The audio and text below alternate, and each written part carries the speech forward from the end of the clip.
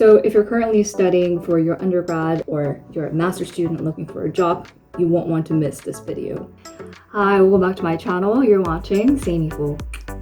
So for those of you who are new to my channel, welcome. My name is Saemi. I recently graduated from London School of Economics, studying media and communications, and graduated with distinction. And currently I work as a content executive at an edtech company.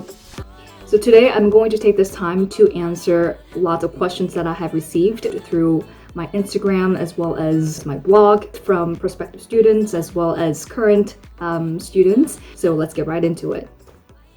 Is master's worth it to get a dream job? Well, I think it really depends on how you define a dream job. To answer, master's, I believe, is like a glass of wine that you can enjoy. You don't need it, but it won't hurt to have.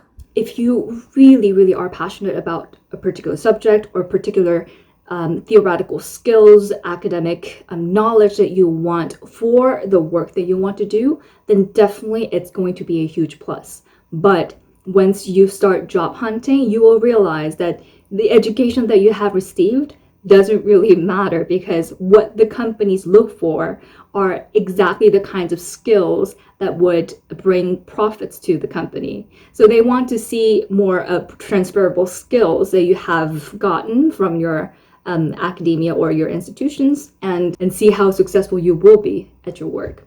So keep in mind that having a master's degree will give you an automatically great job, great career path, and everything will be better.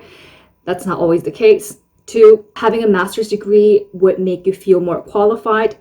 I also want to debunk that myth, because it's not really the case depending on the industries that you want to go in.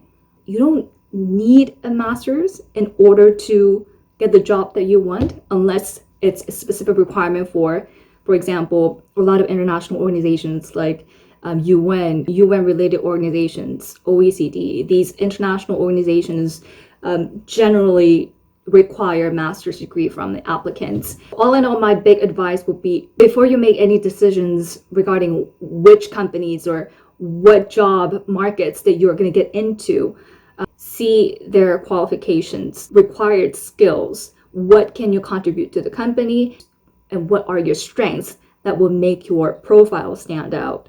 So do extensive research on the industry that you're going into and the roles that you want to do.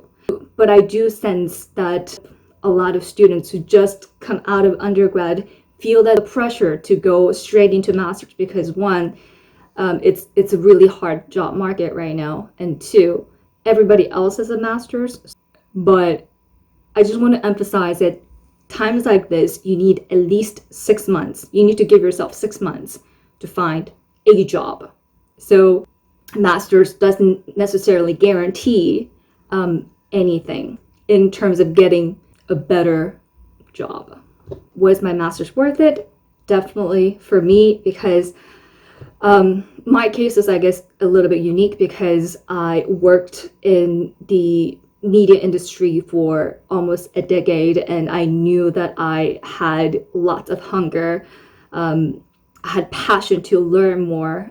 Theoretically, I want to get that academic background. So for me, it was a huge challenge, but absolutely worth it. I'm a constant learner, so if you love learning and studying like myself, then definitely go for it. And to be honest, like, the biggest investment that I always do is education. Are there any internships available for students? So yes, every school has student centers or career centers, and in my alma mater at the LSE, they had career hubs, and every day there is a new list of jobs and internships that you would get. And I guess for those of you who want to make sure that you land a good job after grad school, I highly encourage you to do something besides your academic work. For example, even if it's not an internship, do volunteer work. If you can afford to do like volunteering, civic service work, anything that you can to sort of state your transferable skills for your future job prospects. especially if you are an international student looking for a job in the UK after your master's, because having relevant experiences in the country that you're applying to, like in the UK, is definitely different than the experiences that you had from your home country, for example, in South Korea. So that's a huge plus. And that also shows that you have experiences working with the employment cultures, work cultures in the country. That in my case, I was already looking for an on-campus jobs before I started my master's. But I also wanted to serve as a school vlogger. I was applying to all these different part-time jobs as well as vlogger.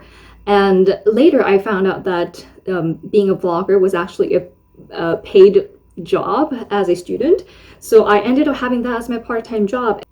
In addition to all the extensive journalistic work that I've done before in my home country, this one line of working with the LSE definitely, made my profile stand out. The kinds of ability to outreach, to come up with creative ideas, communicate with the mass audience, listening and talking to students, strategizing, brand building of an organization and individuals. These are all great transferable skills that you can bring to your prospect company. So keep in mind that do something outside your academic work. So my last piece of advice would be, whenever you feel like you're not getting what you want, don't worry, because one way or the other, you will get a job. And even if things don't work out the way you wanted, it may not be the right time right now. A better time is to come. But meanwhile, just really hone your job research skills, interview skills, preparing for all the assessment tests that you will need to take, practical skill sets that your employment or your industry requires look for. There is an old Korean saying, 기회는 준비한 자에게 온다 라는 말이 있어요. So that means opportunity only works when you're prepared. So even if things don't work out, that's the best time for you to prepare and really, really hone your skills. So I know it's really hard, and I will make a separate video about how I landed my own job. But it was months and months of frustration and trials, and also as a journalist, I struggled with my own interview as well. So I will try to share all the interview tips, doing the job research, and I really hope that these videos will help you be encouraged and that things will work out, and you are so much more qualified and so much more talented than a lot of times you think. And if you have particular questions regarding job prospects, how to job hunting, job research skills, and interview tips and whatnot, please leave a comment down below, and also make sure you subscribe to this channel and share this video with anybody who would be interested in, anybody who would benefit from having this video. Feel free to share it, because sharing is what makes everything better.